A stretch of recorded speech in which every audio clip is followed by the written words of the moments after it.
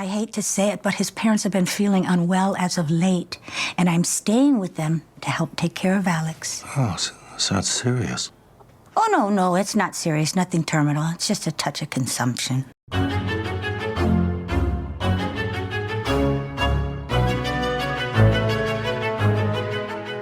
Welcome back to Horror Queers. We are delighted to be sitting down with the director of Leviticus. So we are speaking with Adrian Chiarella, and congratulations first on the film. And we're going to hit you with a weird question right off the top. So one of the first ways that we were introduced to this film was after it started playing the festival circuit, we heard people referring to it as the gay It Follows. And we were like, wow, that's like reductive. Yeah, it's really reductive. It's kind of shit. But we were wondering, do you find that frustrating, or do you kind of like it because you're being compared to this, classic of American horror cinema, and it's an easy way to sell the film and that kind of stuff? I mean, we made this film because I knew that horror has this very special place for the queer community, both as audiences and also as storytellers and artists. A lot of queer artists have sort of really shaped the genre, and so I wanted to point to a lot of the history of horror, really. And so I would have hoped people recognized other films as well, that perhaps the concept might be pointing to films like there's an old film, The Entity, that Barbara Hershey did in the 70s. Oh, yeah. The big one for me was the Carpenter film, The Thing, which was like always kind of captivated me since I was a kid in terms of that dread around, like, can I really trust this person in front of me or not? Yeah, just those kinds of, I think there's kind of a tradition of horror that is about sort of identity and the confusion of other people, but also, horror going way, way back, also that is about, sexuality and how sexuality can sort of stir up these curses and things. So, yeah. Well, one thing I really liked about it is I think that the film is kind of full of subversions. And so one of our favorites is actually how you use the audience's goodwill, or presumed goodwill, towards Mia Wasikowska, who in the film is a terrible mother. But so how did that casting come about? And when you were casting her, did you intentionally cast her knowing it was going to disarm the audience? Yeah, I mean, I did really want the audience to sort of underestimate the character a little bit, I think. What I was going for was we were exploring homophobia in this film, all shades of it, internalized, externalized, and also that kind of homophobia that masquerades as someone claiming that they're doing the best for you. They're just trying to protect you from the world, the rest of the world. It's not me that's homophobic, it's everybody else, so I've got to help you. So, I wanted to cast someone who we didn't know or didn't suspect was going to do what she does in the middle of the film. And also Mia's just an awesome actor. I mean, she's someone who just carries this weight, like she just can stand there and you're reading so much into her face. And I knew that we were going to be really, really focused on Joe Bird's character, and it was all going to be told from his perspective, and that I wasn't going to give Mia little subplots where we'd follow her off and learn about her backstory and her other relationships. And that meant that the character really had to have a lot of dimension just from, a brief appearance for, a minute or two standing alongside Joe. So yeah, I think that is one of my favorite aspects of the film, is that you kind of have to fill in the blanks about her, because you don't, as you said, you don't dive into all that character development, and you don't dive into her backstory minus a few choice lines in the film. Yeah, exactly. And I've always really enjoyed that about films, that maybe you get enough to know that this is a real fleshed out person, but then you can hang enough of perhaps your own experiences onto these people as well. So yeah. Yeah.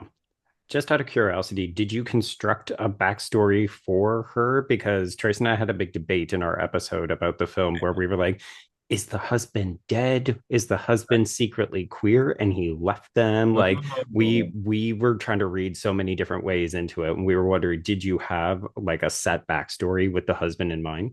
Or did she actually? Yeah, and we talked about that, but I like you both put your own one on there. Yeah, okay, that's fair. Things she says, like when she drops him off to the deliverance healer, and she's like, "I can't lose you too," like just things like that that we would kind of use as little handholds for the audience to figure out. So yeah. Okay, so I want to talk about the town because I was fascinated with the geography. We know that this is a town that doesn't exist. Like you made this up based on different locations to artificially kind of construct this location. So I'm wondering, how did you envision the intersection of this kind of deeply rooted and isolated religious community at the center of the film? Like, how did you plot that out, and why is it so important to the film? Yeah, I kind of wanted a, well, I mean, I knew that I was going to be making an Australian horror movie, and we were very much in that tradition of Australian horror, which isn't necessarily outbacky or anything like that. It's just got a specific aesthetic, I guess, which does embrace the kind of landscape that we have that's naturally a little terrifying. But at the same time, it has to be kind of a reflection of what's going on internally for the characters. So that was really important too. And I think we really scouted for places that felt like this was a town that had maybe once seen better days, that all these people had come here and that they'd worked there and lived there, and then maybe a whole bunch of them had left, and then some of the ideas that they'd brought to this area had sort of stayed behind. And that's why we have this sort of quite sort of industrial looking church building that is there, which is a real church in the southern suburbs of Melbourne. And so that kind of brief, that sort of slightly scarred, sort of faded industrial town was something that we were very meticulous about, my production designer and my DP and I. So we spent many months just kind of driving around and looking at places. It's kind of an obsession of mine whenever I'm making a film. I'm fascinated by locations, and I really want to get really interesting places on screen. I always say it's the two hardest things for me with filmmaking are the casting and the locations. It's like the stuff that you put in front of the camera, like the rest, how we shoot it and all of that. Like, that's, I mean, I wouldn't say easy, but that's something that you kind of, you've got a lot of people around you. There's a real process you can apply to that. But for me, what's going to make or break the film is the people and the places that you put in front of the camera. So yeah. Nice. Well, and then when it comes to film, like the style of filming, like the cinematography for that, because I've seen you say that like the films of Kiyoshi Kurosawa were an influence on you, or even specifically Leviticus. And I mean, I know that for me, like I know Kurosawa gets a lot of mileage out of like the use of negative space, which I noticed in Leviticus. But were there other filming techniques that you borrowed from him or that you were inspired by from his works? Just a creepy sense of tone, I guess. It was the sort of film. I mean, I can't even touch what he does. He's such an incredible master. So I wouldn't ever try to ape what he does. But I think I'm really inspired by the fact that he can make things scary without having to like hit you over the head with the terror and the dread. It just sort of all creeps in at the edges, and so it was more sort of a feeling of that I was looking for. Yeah, I always tell people when I'm showing them a Kurosawa film, I'm always like, it's gonna make you feel a certain way, and I can't really put it into words, but like you're Yeah. gonna know what I'm talking about when the movie ends. And that thing of like, it's like you've just had a weird dream or something. Yeah. Yeah, yeah. Okay, so we want to switch gears and talk a little bit about the core relationship between Name and Ryan.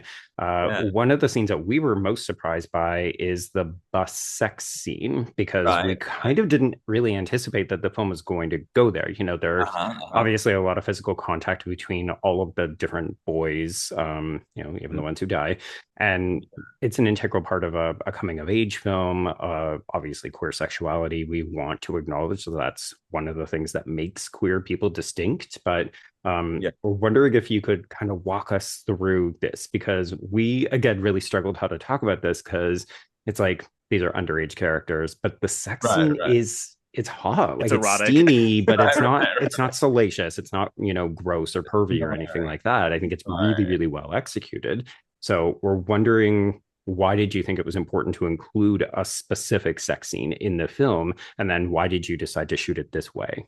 Right. I think, that thing we were talking about before of horror films are quite often about sexuality. And I think those of us who have grown up queer and often had a very special relationship with horror movies, we sort of feel like we're seeing heterosexual sex between teenagers in these horror movies all the time. And that's such an Mhm. integral part of it and all of that kind of thing. And so, we have seen that a lot. And then with these two characters, I just reached this point in the story where I knew before everything fell apart for them, before they broke up, they had to reach this point where they had explored their intimacy with each other and their physicality with each other before we broke them apart. And in the early drafts, I knew, well, it's somewhere around here. this point in the story where that is going to happen. And it's somewhere where they figured out they can only really be safe in public. So it was like, okay, it's probably going to happen. I was talking to a friend. I remember I was like, I don't know where they can go. Like, where does this happen? Like, what is it? And yeah, a friend of mine just said, I think it should happen on the bus and it should go as far as the characters realistically could go. So obviously that means it's less about showing their bodies to the audience or even showing their bodies to each other. It's more about just sharing this moment between the two of them, whilst they're very aware that there's people watching or who could be watching. There's people nearby. So yeah, I know that's something we discussed too, where it was like a hand job, such an interesting choice for the sex scene. But I mean, again, like with public settings on a bus. Right, yeah, exactly. And you know, it's one of those things where I had to make sure they felt safe and they felt comfortable about it. Right. You know, we had a closed set, but there's when you've got a moving vehicle and cameras attached and all that sort of stuff, a closed set becomes still there's a minimum amount of people to keep everyone's physical safety in mind. So it was quite a delicate balance in terms of how we made that work. Well, so we also had a really good debate about, and again, we're in spoiler territory here, but this is safe. But about whether the ending of the film is romantic and optimistic, or tragic and dark, or really a combination of the two that kind of mirrors like the queer existence, really. Now, do you have a certain way that you read it or that you prefer to read it? I sort of see it as optimistic that he's sort of, and it's more about the choice he's making, knowing that he might have killed part of this monster, but maybe not all of it, or that there's something that he will have to live with from this experience. Did he really see that monster out there, or is it more just that the memory of it is always going to haunt him? There's multiple things that I would like the audience to sort of believe, but I want everyone to take their own version of it. But I kind of see it as optimistic. If I wanted to give everyone a negative ending, then I think we all know what we would have done. We just would have killed one or both of them. So yeah. And we're not gonna lie, we were really, really worried that you were actually going to kill Ryan. Truthfully, I thought so. Yeah. No. I never wanted to do that. And I think some of my favorite sort of movies with horror, sort of horror movies with a love story in them, have been films like spoiler for these films like Let the Right One In or Girl Walks Home Alone at Night, where there's a love story, but it's really come at a cost of what it means to live in a world with this kind of terror. That can't be beaten and can never really go away. Joe actually specifically name dropped when we talked about in our episode about Let the Right One In, because that's another movie where it's like we feel like the ending is optimistic, but like there's still like a twinge of tragedy to it, where you're like, should I be happy for these people? Kind of a terrible existence, but happy. Right. But I didn't really. I was aware that with those sort of vampire endings, there's a sense of like, but they're doomed, and I didn't really want to say that either. That's why I want little bit of ambiguity. So I mean, and you don't have to like explain it to us, like, because my read of it was kind of like I mean, if I'm going for like the metaphor now, because I compared it a little bit to the end of the Babadook, where it's like, okay, the Babadook kind of represents like grief, and they still have to live with it, but like they can like cohabitate with it, I guess they can exist with it. And so I read it as almost like, I mean, again, a form of internalized homophobia, which again I think is a read for the film, but doesn't have to be the read for the film. Right. And isn't at the end of the day, I guess that is what horror movies are, that these, whatever the monster is some manifestation of something that we have to live with, and you never really beat it. How to, overcome you learn to deal with it, basically. But on a literal level, I think we were both like, but they can never be alone again for the rest of their lives. They're fucked. right. They have to have each other or something. Yeah. But also like no closed doors ever. Anywhere they go. Okay, so we're going to expand the scope a little bit and talk about Leviticus's place in queer horror, because obviously if we want to call it a subgenre or a type of horror, it's really exploded on the scene in the last couple of years, to the point that we're actually about to celebrate our 400th episode this coming summer. So it's clearly a lot of texts, and I'm fascinated by that. Like you guys would know that inside out, like there's sort of all the different queer horror movies that are a little bit. Yeah, I mean, say. There's the very explicit ones like Leviticus, where we're interrogating queerness. It's a central component of the film. But then there's other films where it's like, this person is queer and wrote the screenplay, and does that inform any of the construction and that kind of stuff? So yeah. But we're wondering because you've been very explicit in a lot of your interviews about how you feel like there's a shift, and we're now starting to swing the pendulum back towards conservatism and people Right, being forced back into the closet. Obviously, it's a hellscape here in North America. But right. we're wondering how you feel like this speaks to not just the current political moment, but how do you hope that the film ages? Yeah, someone did ask me that the other day. I mean, I would hope that, you know, of course I have to say that I'd hope that the message of the film becomes less relevant as time goes on and that we don't really, need to be reminded of the things that the film is saying to the audience. But the film is, I think part of the ending being what it is means that people will be able to take away whatever they want to take away from Right. it, even do sort of shift politically. I think, well, I hope what would make the film last is that relationship between the two characters and the fact that no matter who you are, what beliefs you have, you cannot deny that there is this chemistry between Nahum and Ryan. And whether or not you agree with that chemistry, like that is there, it's undeniable, and that is what is being fought for. So I hope that's something that lasts a decade, 2 decades, and beyond. Yeah. Yeah, and I think there can be there's a timeless quality to it. Like, I mean, it's clearly set in the Yeah. present day, but like, because we always look for technology in films like that. But I think there's to remove that, and there's a part where it's like, yeah, this could take place at any time, really. Yeah, yeah. I really wanted anyone of any age, and even from anywhere in the world, to be able to just watch it and be able to think back to the time when they were a teenager, even if they don't identify as queer, just to, think about that time they went through this phase in their life where you're discovering feelings for other people and how that's gonna, how that's going to fit with the rest of your world and the rest of your community. Right. Well, so you've also spoken a lot about how much it means to have a queer romance horror like open wide in Australia right now. Are there any specific cultural issues that the film is tackling, or like do you it's specific to Australia, or do you consider them? I mean, more universal, which I know we kind of touched on a bit, but I guess yeah. What are the kind of Australian specific things?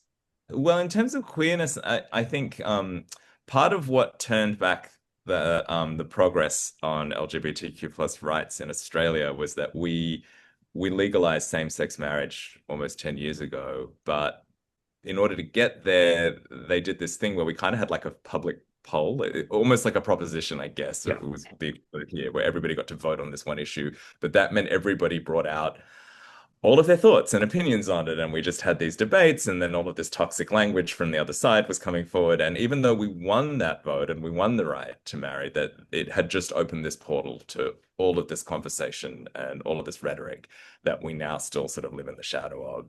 And so I think that was what caused a lot of this. And I guess, I always say that it's not directly supposed to be a movie just about conversion therapy, but those sorts of practices still do happen in certain parts of Australia Yep. and not totally outlawed in every single state in Australia. And I guess you have a similar issue here in the US. Yeah, we've also got Trump and all of Right. that. So Mm. because I mean, I think yeah, ours was 2015 legalizing gay marriage, and I mean, I feel like Right. at the time I saw like the stats where it's like yeah, support for that at the time was like much very very very high, and like over the years it is like just dwindled and dwindled and Chips away. dwindled. Yeah. Yeah, exactly. Right, right. Yeah. As though it's been the cause of some problems that is, everything's collapsed because they did that. Yeah, it's so weird to think how did that support go away? It's very strange. Yeah. I mean, even like we've been sort of co-presenting early screenings of the film before it opens. And there were a number of people, unfortunately, because the internet is also a bit of a A toxic hellscape. wasteland. We've gotten, tagged in responses where people are like, oh, another woke film, you're Right, shoving this yeah, down our throat. And I was like, no, the yeah. film is political because queer people's lives have been made Right, political. right. Yeah, So this is a yeah. film that just acknowledges that, but also tells a really beautiful love story that actually has a really interesting message behind it, which is also beautifully constructed. Like it was just so interesting how there's always going to be a subset of people who are willing to write off this kind of storytelling because Right. they don't like the content. You're just like, you haven't even seen the movie. Well, Yeah. and actually, like to piggyback on that, on the other side of the spectrum, because I've also seen people respond to these screenings and even our thoughts on the film from a more like, oh, this is really homophobic because it's like queer horror, like, you know, it's people like attacking gay people, and I'm like, okay, well, it's a horror film too, like it's a romance, but it's also a horror film, so you can't like not have that. I don't know, but is that something you thought about like when you were making the film? As I guess like how the LGBTQ community would even respond to something like that. Yeah. I mean, look, I thought about that with things like the ending and what I do with these characters, but also, I mean, look, I guess what you're talking about is that eternal issue of everybody wanting to comment on something before they've actually watched it. Yeah. Right? Yeah, it doesn't matter what movie I made, we're always going to have that. We're always going to have people like jumping to conclusions about like, oh, you've made a movie about blah, blah, blah. They haven't actually watched it and they just want to join the conversation. So, you know, you really can't get it if you're filmmaking, I suppose. It's like you almost need that disclaimer before the movie, like a scroll. This movie was made by a gay man, blah, blah, blah. Yeah. It defeats the purpose of art. Yeah, exactly. Yeah. Media literacy. We'll bring it back one day, but I think also we're probably going to see a lot of the rhetoric change around the film when people can actually start watching and consuming it and having the more interesting, constructive debates about like, what does the ending mean to them? How much do they invest in this relationship? I really hope you get sent a lot of fan art because I do think that there's a lot of shipping potential between the two boys too. So already started. I think everyone really can feel the chemistry between Joe and Stacey just off the clips and trailers online so far, and that's already led to fan art and fan edits and fan fiction and all that kind of stuff. And I think you know, that's a big part of our community. I think whenever people see a great queer love story, they get very inspired, and it you know, creates a lot of amazing art. It's not something I ever expected when I was sitting there writing the script. I thought maybe one day this will get made and maybe it'll even go into theaters. I didn't think maybe one day people will like go and do their own like stories and edits and fan art based on these characters. But it's very nice to see that. So, yeah. That's what happens with cult films, right? You never know until years down the road, really, what its footprint is going to be. Yeah, exactly. Yeah. Well, actually, maybe one final question before we wrap this up then, because inevitably the thread is still out there. Our characters are still out there. Would you ever be open to revisiting the story either from their perspectives or with a new couple or changing it up? You know, we're about to get an It Follows sequel. So yes. That is a really good question. What I would say is I love those characters. I'd love to pick up where we left off with those characters or somewhere down the future. But, you know, there's also I think there's an interesting mythology with this deliverance healer and what he tries to do. And, you know, maybe there's a bigger world around that doesn't have to be told by me in terms of other experiences in the LGBTQ plus community. Yeah, I don't know. Who knows? Let's just see how this one does first. Right. Yeah. Let's let you have your moment first. Well, I'm sure the fan fiction will continue the story between Nahum and Ryan. So there we go. Yeah. All right. Well, Adrian, thanks again. And once again, congratulations on the film. Thank you. Thank you.